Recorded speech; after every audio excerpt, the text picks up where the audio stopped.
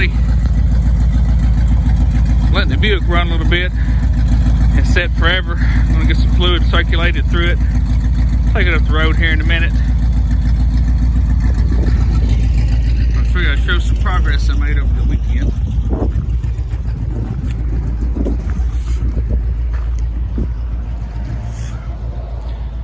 You can see the donor truck is in more pieces. Got the hood and hinges off of it. They're sitting right here. And I got a little overzealous with the Sawzall and the 4-inch angle grinder. And started cutting out some sections I needed for my F100.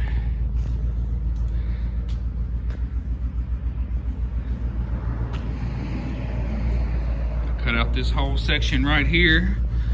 So I have my body mount right here, the whole inner step, the rocker, and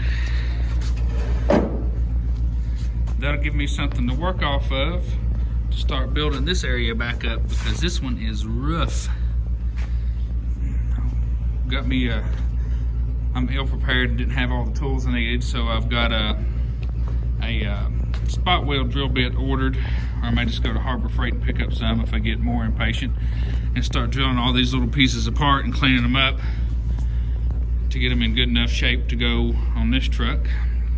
I also got the front axle and springs out from under this truck and down to a bare frame clip on the front.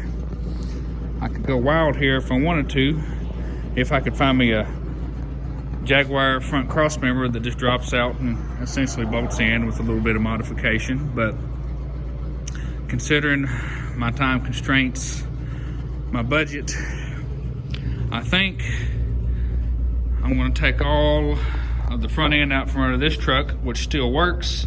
It rolls, it stops, the springs work.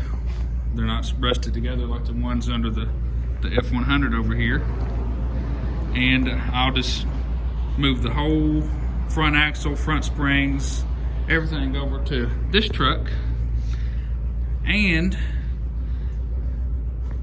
I have an inkling, since everything seems to look the same from the outside, that I can switch my 5-lug hubs and drums from that truck onto this truck using the same brakes and everything. I think the spindles are the same, so all I'd have to do is, I want to get new wheel bearings, or at least, I might be able to just change the races out if I'm really cheap, but I should probably do the right thing and just get new wheel bearings and races and put in my 5-lug hubs and drums and then stick them on this setup.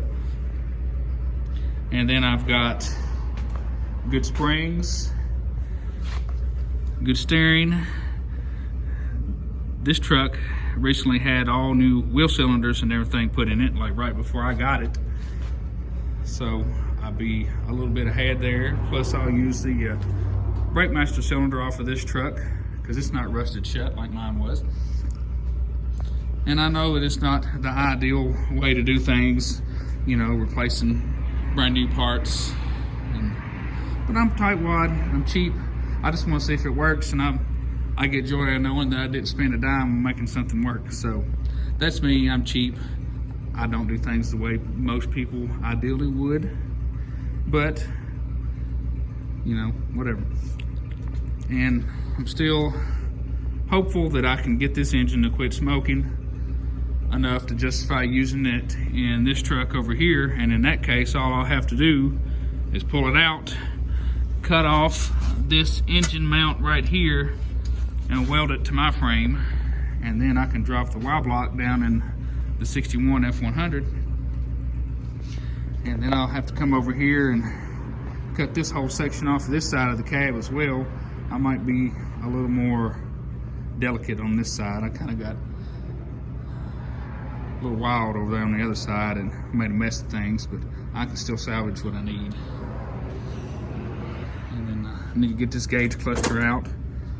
May end up selling this steering wheel to get some extra money for other stuff that I do need, because I have a steering wheel and that's fine.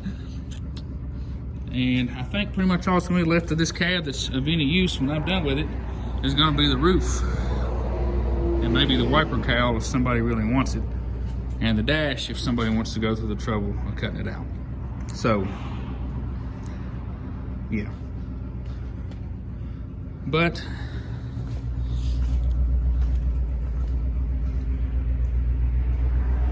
just piddling.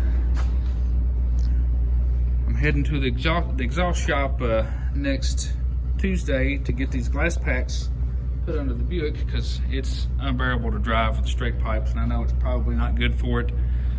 I mean, it's got at least a foot of pipe coming off the manifold, and that's about as much as cars, you know, like a hot rod with open headers is going to have. So I don't think it's really damaging the engine, but it doesn't help the torque much, no back pressure, and it sounds awful going down the road. But anyway, just in the shop rambling along, showing what progress I made.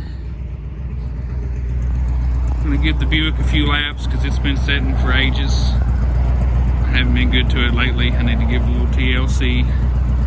And we'll see you next time.